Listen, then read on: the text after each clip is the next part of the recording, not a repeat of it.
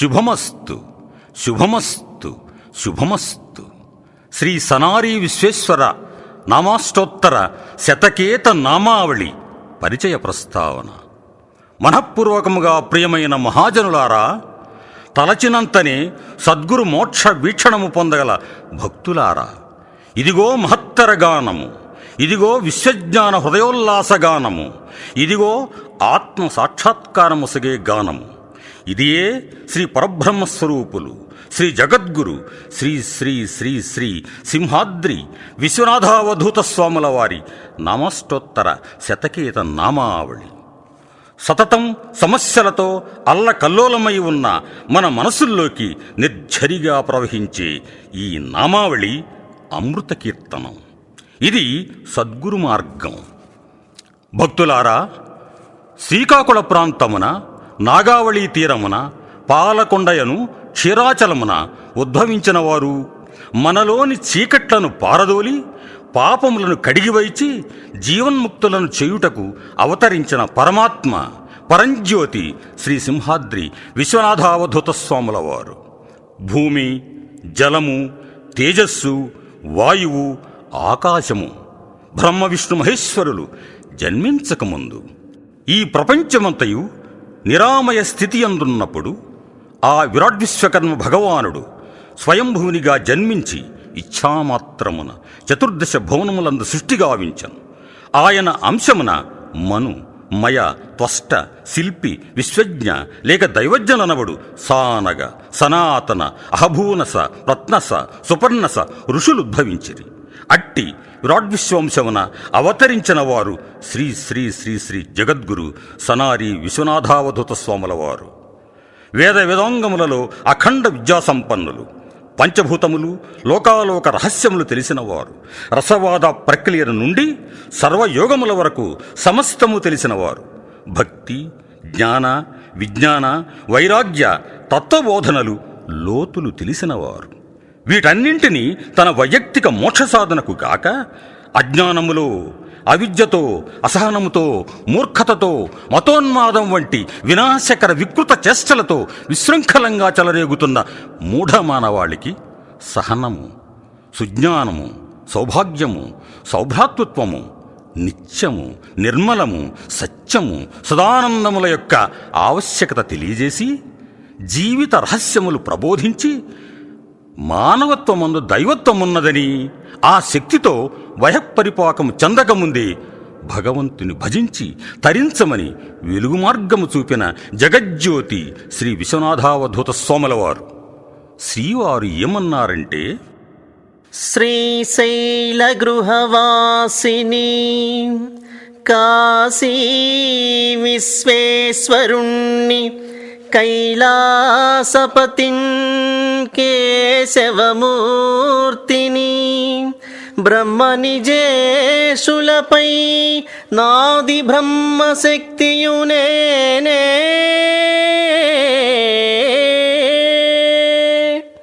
మాఘ కార్తీక వైశాఖ మాసములను మూలమాదియు శ్రవణాంతమునకు శుక్రవార సోమవారములను వరుస నిత్యమునను పూజించు వారికి మోక్షమిత్తు. భక్తులారా, వేద వేదాంగములు, పురాణేతిహాసములు వినినంత, పఠించినంత, ధ్యానించినంత ఎంతటి పుణ్యఫలము చేకూరునో అంతటి పుణ్యఫలము లభించును. శ్రీ స్వాముల వారు రచించి మనకిచ్చిన గ్రంథము యంత్ర మంత్ర తత్వయోగ జ్ఞానయుక్తంబగు మహాప్రబంధము సనారీ విశ్వేశ్వర సంవాదము వలన ఆ గ్రంథము నుండి గ్రహించి వినిపిస్తున్నదే ఈ పరమ పవిత్ర శ్రీ సనారీ విశ్వేశ్వర నామాష్టోత్తర శతకేత నామావళి. శ్రీ తూరుపాటి వెంకట నాగమల్లేశ్వరరావు గారు జనావళి శ్రేయస్సుకై శ్రీ సనారీ వారి శతకేత నామావళి సంకీర్తనము చేయుచున్నారు. ఓం హ్రీం శ్రీం ఐం క్లీం క్లౌం సౌః సనారీ విశ్వేశ్వర జగద్గురు మహామూర్తయే నమో నమః. ॐ आदिशङ्करसम्भवातीतवंशपावनाकारमूर्तये नमो नमः। ॐ सर्वपीठाग्रवासपादुकार्चन सन्तर्पिततृप्तमानसाकारमूर्तये नमो नमः।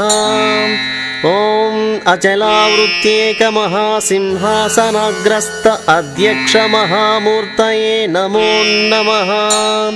ॐ द्वैताद्वैतविशिष्टत्रयमहामतजनसम्भाव्यमान मानुषविग्रहस्वरूपायै नमो नमः। ॐ समस्तप्रपञ्चभूतावरणे बहिरान्तरनिवास सम्मोहनमायातन्त्रमहाशक्तिमूर्तये नमो नमः। ॐ निर्गुणोपासमहाजिनसन्निधान समाधिषट्कसम्पन्नाचल निरन्तरध्यानमानसायै नमो नमः। ॐ पितृमातृगणत्रयोद्भवस्थानादि उत्तरैकैकविंशतिपरम्परवंशपावनायै नमो नमः। ॐ अनेकजन्मान्तरकलुषावर्तभक्तजनपावनोल्लासमानसानन्दविग्रहायै नमो नमः।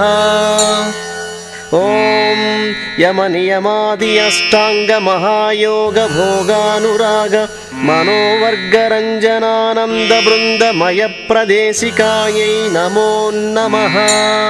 ॐ अनन्ततत्त्वयोगप्रकर्षणोद्भूत महामन्त्रयन्त्रागमद्वयाचारकोविदास्तान निदानसन्मण्डलाखण्डलप्रचारायै नमो नमः। ॐ त्रिलक्ष्यस्थानमानुषवरोपेत निदानध्यानगोचरानन्त अनन्तमणिप्रदीपिकायै नमो नमः। ॐ सुगन्धपरिमलमिलद्गुमद्गुमायमाणदलकल्प धूमग्रहणनासिकागोळकुहरान्तरनिवास हंसमनोरञ्जनायै नमो नमः। ॐ चतुर्वर्गफलापेक्षचिन्तन जनमनोनुरागसुधा माधुर्यवचो विलास सौन्दर्यमन्दहासप्रलापायै नमो नमः। ॐ कामक्रोधादिषड्वर्गसम्भवप्रकर्षणास्थानभेदनोल्लास चिन्तनामितविशोधनच्छेदनामूर्तये नमो नमः। ॐ उरुब्रह्माण्डभाण्डोदरकुण्डलीमध्यनिगूढ गाढाङ्कुरसहस्रभानुदेदीप्यमान मानसस्थिरसान्निध्यदेशिकाचार्यनिवासायै नमो नमः। ॐ महारोदोऽन्तराळदशदिशा भेदनोद्भूत सम्पातताडनध्वजगूर्णितरौञ्जादि महाभेरी मृदङ्गकाहळतूर्य नादाद्भूतानन्तसुन्दरमहाभोगविग्रहायै नमो नमः। ॐ अनन्तवेदागममहामन्त्रशास्त्रध्यानपरायण जपतपोनिष्ठागरिष्ठकर्मठस्थानमानुषविनोद संवित्प्रकाशमहामूर्तये नमो नमः। ॐ भूतप्रेतपिशाच ब्रह्मराक्षसादिशाकिनी ढाकिनी कूष्माण्डग्रहभेदनोत्साहनिश्चय महाहनुमध्वजलाञ्छनायै नमो नमः। ॐ अनुप्रकर्षणानन्तकोटिभास्करोरुप्रकाशहृत्कुण्डलमहापद्मभासुरानन्त जनप्राकारपरिवेष्टितायै नमो नमः। ॐ आवाङ्मानसगोचरानन्त सच्चिदानन्दपरात्पर ब्रह्ममयस्वरूपनिदानध्यानमानुषाकारमूर्तये नमो नमः। ॐ देवब्राह्मणकुलीनजनमनोनुरागानन्तध्वजावरणभासुरप्रकाश भं भङ्कार महामन्त्रबीजावरणोङ्कारमूर्तये नमो नमः। ॐ पूर्णसुधाकर प्रभाकराकार प्राकार नितान्तानन्त छत्र चामर विशेष सत्पाटलकर ग्रस्त मुष्टिका जन विसंख्याग्र पार्श्वोभय स्थान निवासायै नमो नमः। ॐ जातस्थितिलयादि महाकर्म कर्तृत्व कारण हेत्कार करमल कुलान्वय भूषानंद सुंदर जनानंद मंगलमूर्तये नमो नमः। ॐ अष्टोत्तर विंशति शत सहस्रनामादि गीतानंत वाद्य विशेष वेदागम महामंत्र कीर्तन प्रकर्षणायै नमो नमः। ॐ प्रपंच गुण संकीर्ण जनाक्रांत सच्चिंतन षड्वर्ग मार्ग विच्छेदनासक्त भक्त वत्सलायै नमो नमः।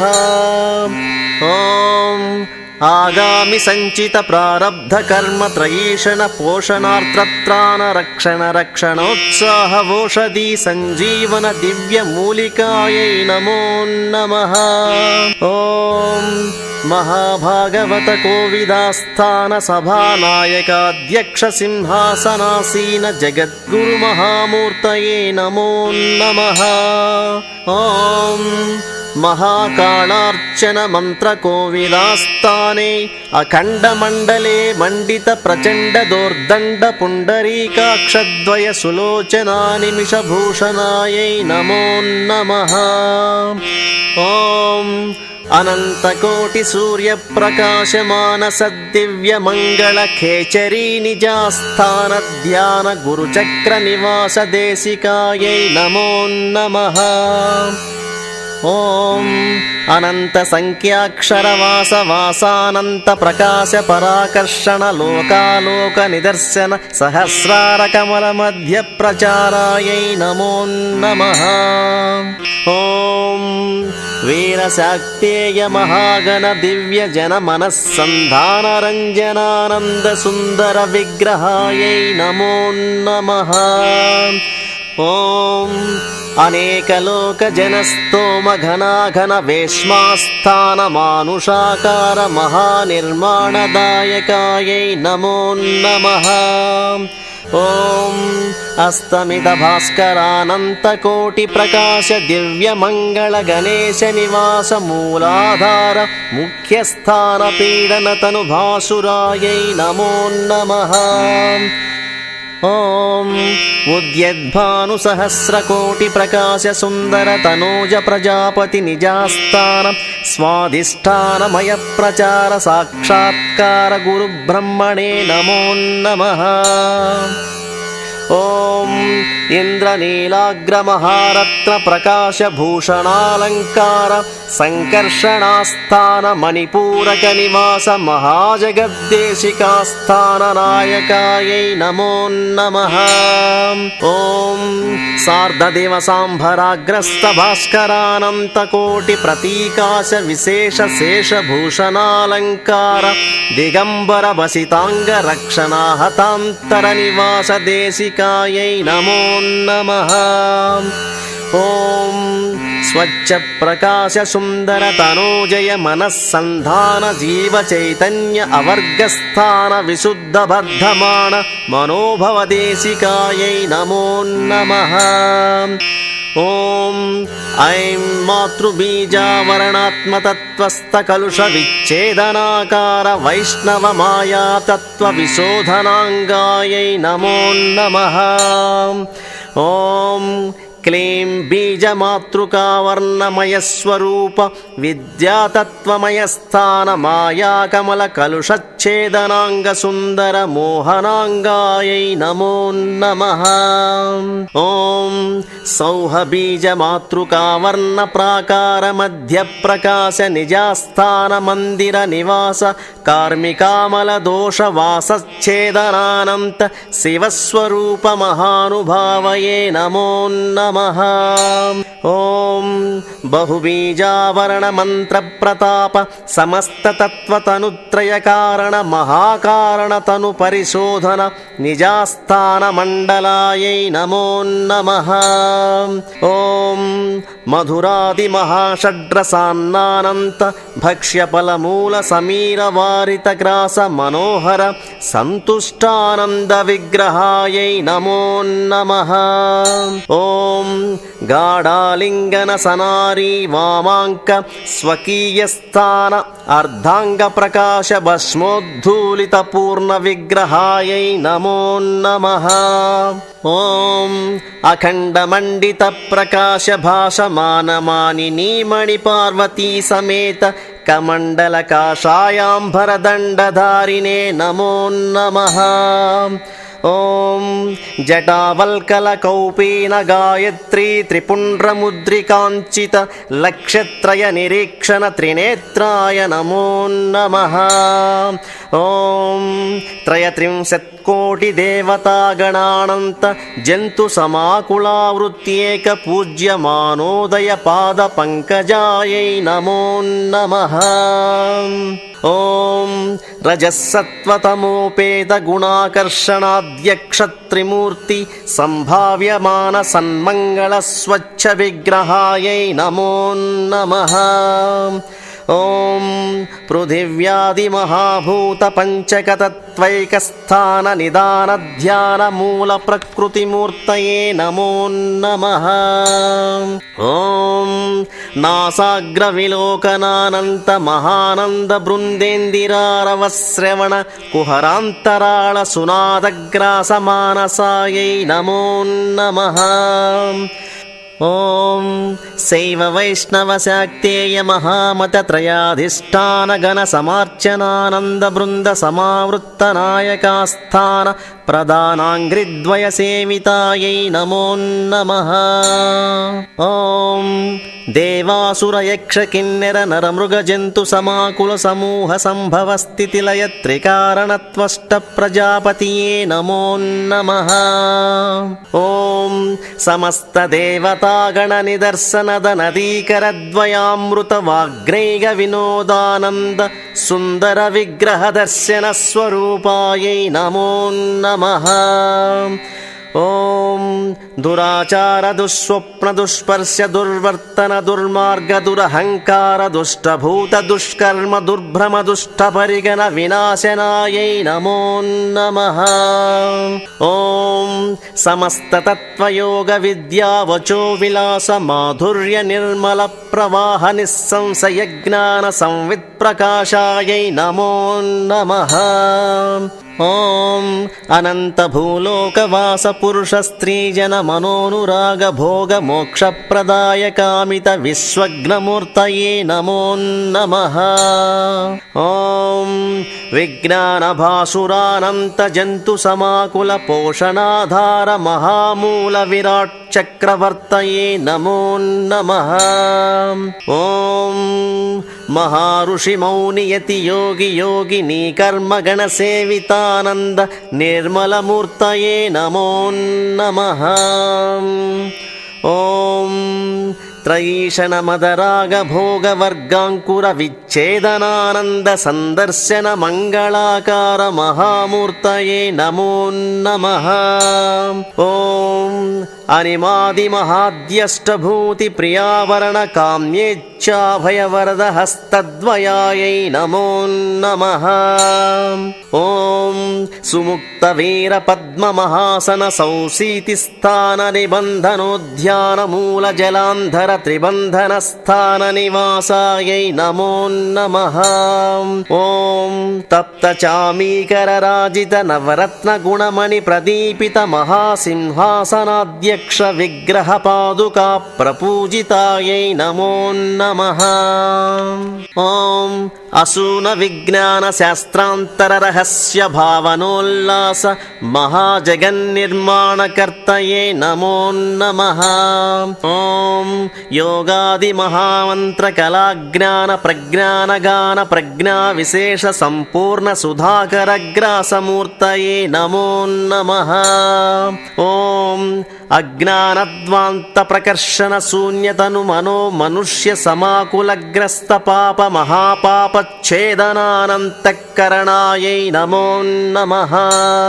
ఓం సమాధి షట్క సాధనోపేత సంపత్తి విరక్తి భక్తి ముక్తియుక్త ప్రవర్తనాసక్తి చిత్తజన మనోరాగప్రదాయై నమో నమః. ఓం అప్రతిపాలకానందరోదోంతర ప్రవాస విశేష మహారాంగ ప్రాజ్ఞార్చన సుపాద పద్మాయై నమో నమః. ఓం అశేష సుమసు బిల్వా తులసి దళాక్షతానంత నీరాజన మహాతంత్ర మంత్ర యోగ ధ్యాన నిదాన మానసారాధన సంతుష్ట హృదయాయై నమో నమః. ఓం పంచతత్వైక మహామంత్ర తంత్ర యంత్ర సుతంత్ర నితంత్రీకృత నిగమాచార ఆగమాధర్వణ మాతృకాయై నమో నమః.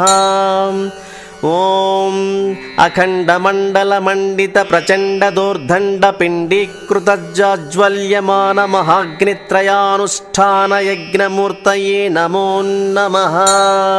ఓం పంచయజ్ఞస్థాన నిదర్శన సువిలాస చతుర్విధ వేదాగమ మహామంత్ర పారాయణ పదన్యాస మహేశ్వరాయై నమో నమః.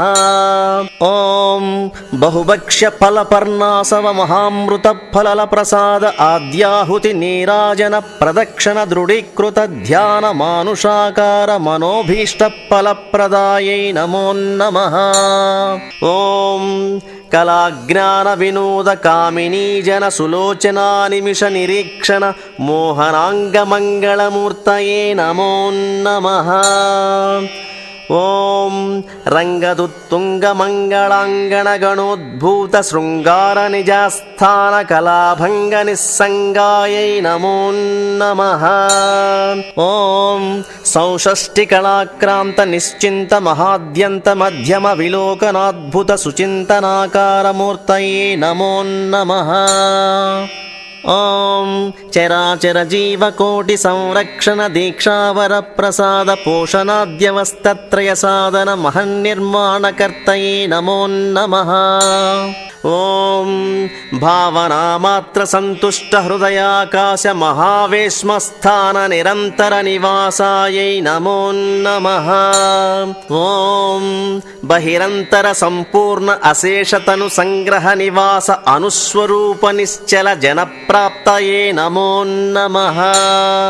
ఓం శ్రీగిరిశోత్తర దిశా గహ్వరాంతరవాస మహాసంయమస్థాన సమీపవర్తనాసక్త మహాగురు ప్రసాదమూర్తయే నమో నమః. ఓం మార్కండేయ వశిష్ఠా కుంభ సంభవాది మహాసంయమస్థాన గౌతమీ తీరవాసయే నమో నమః. ఓం అశేష భూజనావృత మధ్య సువేదికాస్థాన మందిరాంతర నివాస సన్మంగళమూర్తయే నమో నమః. ఓం అహర్నిశారాధన మహాజన పరివేష్టిత నిదాన ధ్యాన మానస మహామంత్ర జప తపాహుతి పూజాకర్షణ సంతర్పిత తృప్తార్చన పాదుకాయై నమో నమః. ఓం కుల నియమ నిష్టా గరిష్టాద్భుత కర్మఠ స్థానమత్యేభ కుంభస్థల నిర్గళ ప్రహరణాంకుశ నిదర్శన కరాబ్జ పాణయే నమో నమః. ఓం వావ్యగ్ని విభావ సువద్భేదామోదనంద మందహాస త్రికణ త్రిమల విచ్ఛేదన జనానంద మందిర సునందనాయై నమో నమః.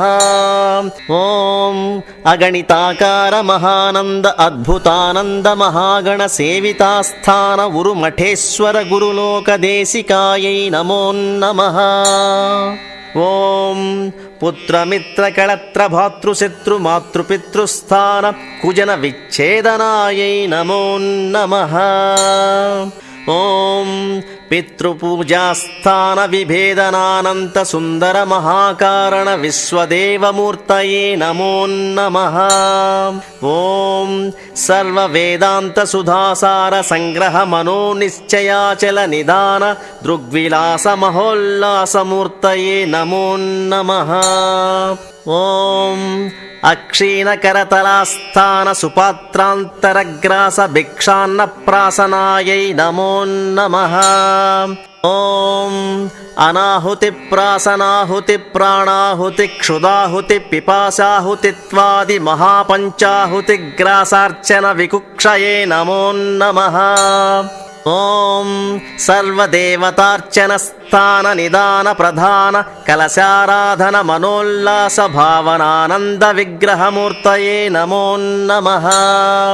ఓం అనంతయోగ నిష్ఠాగరిష్ట విశిష్టాద్భుత నిదర్శన మనోల్లాస ఖేచరీ అమనస్కాచల సాధనాయై నమో నమః. ఓం క్షీరశైలాంతరమయ ప్రవాస గాంభీర్య అనంత విద్యా విశేష నైపుణ్య విగోచర సనారీ విశ్వేశ్వరాయ నమో నమః. ఓం స్వర్లోక నివాస నిర్జనరణ మహామౌనిగణ మానవోత్తమ కుల బాంధవ్య దివ్య మహామూర్తయే నమో నమః.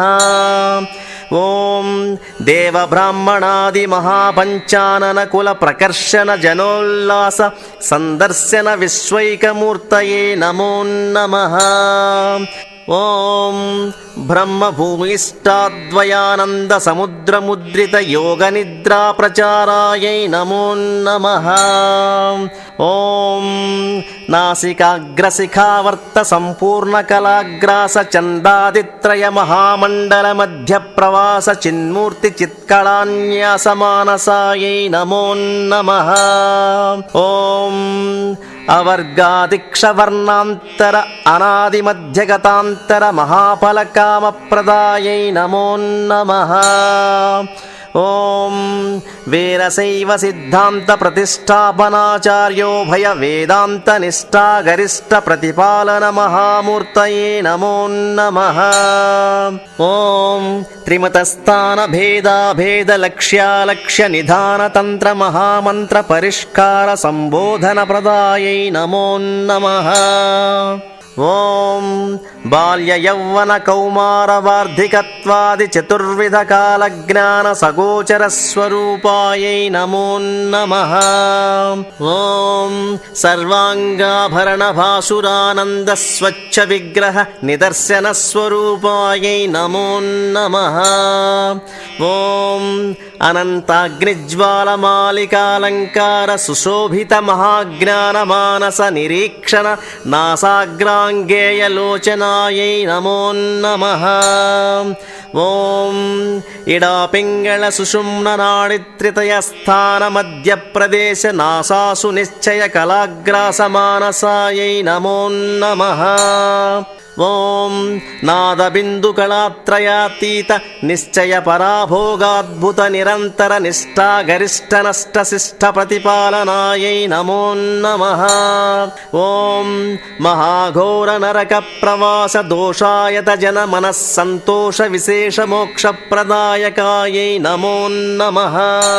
ఓం అగణ్య పుణ్య జన మనోనురాగానంద కందళిత సుందర వికందుకారాధన మనో తపో విద్యాధన సంపూర్ణ సుధాకరమూర్తయే నమో నమః.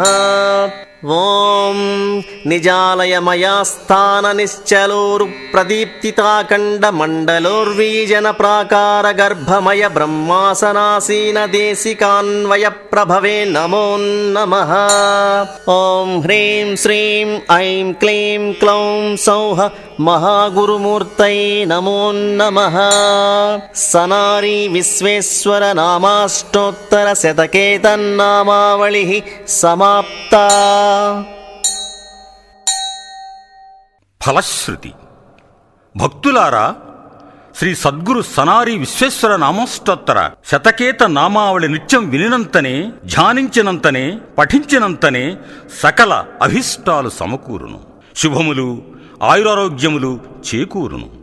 100 అశ్వమేధయాగాలు, 1,000 వ్రతాలు, 1000 కన్యాదానాలు, అంతులేనన్ని పుణ్యక్షేత్రాలలో దేవతార్చనలు, అసంఖ్యాక అన్నదానాలు చేసిన వాటితో సమానమైన పుణ్యఫలాలు చేకూరును. ఇది వినినంతనే, ధ్యానించినంతనే, పఠించినంతనే అనేక పూర్వ జన్మలలో చేసిన పాపాలు నశిస్తాయి, ఐశ్వర్యము సంపద సమకూరుతాయి.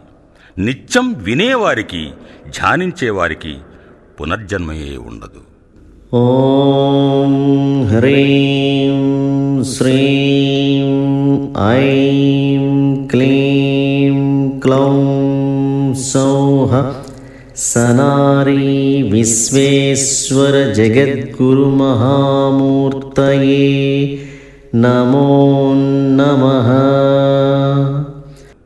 ఓం హ్రీం శ్రీం ఐం క్లీం క్లౌం సౌః సనారీ విశ్వేశ్వర జగద్గురు మహామూర్తయే నమో నమః. ఓం హ్రీం శ్రీం ఐం క్లీం క్లౌం సౌః సనారీ విశ్వేశ్వర జగద్గురు మహామూర్తయే నమో నమః. ఓం హ్రీం శ్రీం ఐం క్లీం క్లౌం సౌః సనారీ విశ్వేశ్వర జగద్గురు మహామూర్తయే నమో నమః. ఓం హ్రీం శ్రీం ఐం క్లీం క్లౌం సౌః సనారీ విశ్వేశ్వర జగద్గురు మహామూర్తయే నమో నమః. ఓం హ్రీం శ్రీం ఐం క్లీం క్లౌం సౌః సనారీ విశ్వేశ్వర జగద్గురు మహామూర్తయే నమో నమః. ఓం హ్రీం శ్రీం ఐం క్లీం క్లౌం సౌః సనారీ విశ్వేశ్వర జగద్గురు మహామూర్తయే నమో నమః. ఓం హ్రీం శ్రీం ఐం క్లీం క్లౌం సౌః సనారీ విశ్వేశ్వర జగద్గురు మహామూర్తయే నమో నమః. ఓం హ్రీం శ్రీం ఐం క్లీం క్లౌం సౌః సనారీ విశ్వేశ్వర జగద్గురు మహామూర్తయే నమో నమః. ఓం హ్రీం శ్రీం ఐం క్లీం క్లౌం సౌః సనారీ విశ్వేశ్వర జగద్గురు మహామూర్తయే నమో నమః. ఓం హ్రీం శ్రీం ఐం క్లీం క్లౌం సౌః సనారీ విశ్వేశ్వర జగద్గురు మహామూర్తయే నమో నమః. ఓం హ్రీం శ్రీం ఐం క్లీం క్లౌం సౌః సనారీ విశ్వేశ్వర జగద్గురు మహామూర్తయే నమో నమః. ఓం హ్రీం శ్రీం ఐం క్లీం క్లౌం సౌః సనారీ విశ్వేశ్వర జగద్గురు మహామూర్తయే नमो नमः। ॐ ह्रीं श्रीं ऐं क्लीं क्लौं सौः सनारी विश्वेश्वर जगद्गुरुमहामूर्तये नमो नमः। ॐ ह्रीं श्रीं ऐं क्लीं क्लौं सौः सनारी विश्वेश्वर जगद्गुरुमहामूर्तये नमो नमः। ॐ ह्रीं श्रीं ऐं क्लीं क्लौं सौः सनारी विश्वेश्वर जगद्गुरुमहामूर्तये नमो नमः। ॐ ह्रीं श्रीं ऐं क्लीं क्लौं सौः सनारी विश्वेश्वर जगद्गुरुमहामूर्तये नमो नमः। ॐ ह्रीं श्रीं ऐं क्लीं क्लौं सौः सनारी विश्वेश्वर जगद्गुरुमहामूर्तये नमो नमः। ॐ ह्रीं श्रीं ऐं क्लीं क्लौं सौः सनारी विश्वेश्वर जगद्गुरुमहामूर्तये नमो नमः। ॐ ह्रीं श्रीं ऐं क्लीं क्लौं सौः सनारी विश्वेश्वर जगद्गुरुमहामूर्तये नमो नमः।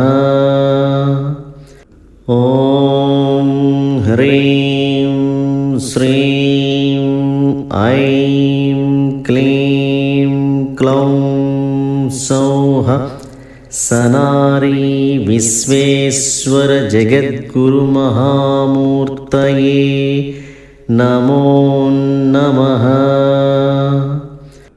ॐ ह्रीं श्रीं ऐं क्लीं क्लौं सौः सनारी विश्वेश्वर जगद्गुरुमहामूर्तये नमो नमः। ॐ ह्रीं श्रीं ऐं क्लीं क्लौं सौः सनारी विश्वेश्वर जगद्गुरुमहामूर्तये नमो नमः। ॐ ह्रीं श्रीं ऐं क्लीं क्लौं सौः सनारी विश्वेश्वर जगद्गुरुमहामूर्तये नमो नमः। ॐ ह्रीं श्रीं ऐं क्लीं क्लौं सौः सनारी विश्वेश्वर जगद्गुरुमहामूर्तये नमो नमः। ॐ ह्रीं श्रीं ऐं क्लीं क्लौं सौः सनारी विश्वेश्वर जगद्गुरुमहामूर्तये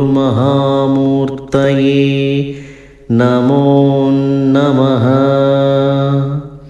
ॐ ह्रीं श्रीं ऐं क्लीं क्लौं सौः सनारी विश्वेश्वरजगद्गुरुमहामूर्तये नमो नमः।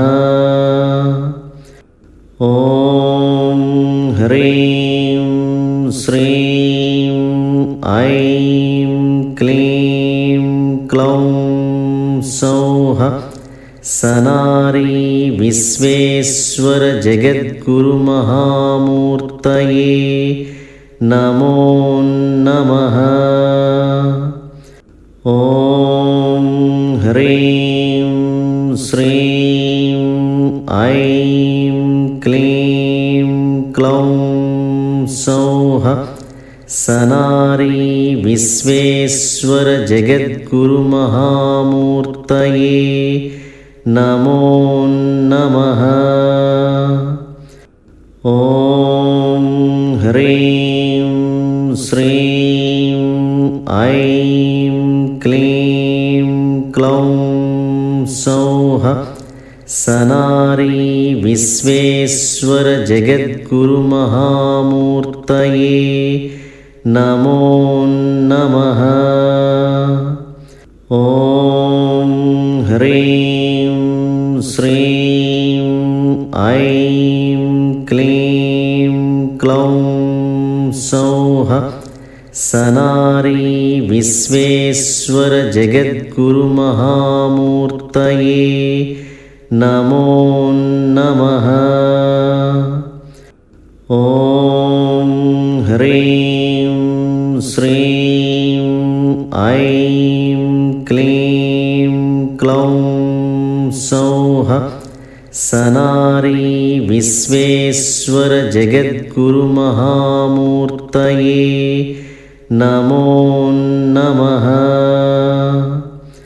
ॐ ह्रीं श्रीं ऐं क्लीं क्लौं सौः सनारी विश्वेश्वरजगद्गुरुमहामूर्तये नमो नमः। ॐ ह्रीं श्रीं ऐं क्लीं क्लौं सौः सनारी विश्वेश्वरजगद्गुरुमहामूर्तये नमो नमः। ॐ ह्रीं श्रीं ऐं क्लीं क्लौं सौः सनारी विश्वेश्वरजगद्गुरुमहामूर्तये नमो नमः। ॐ ह्रीं श्रीं ऐं क्लीं क्लौं सौः सनारी विश्वेश्वरजगद्गुरुमहामूर्तये नमो नमः।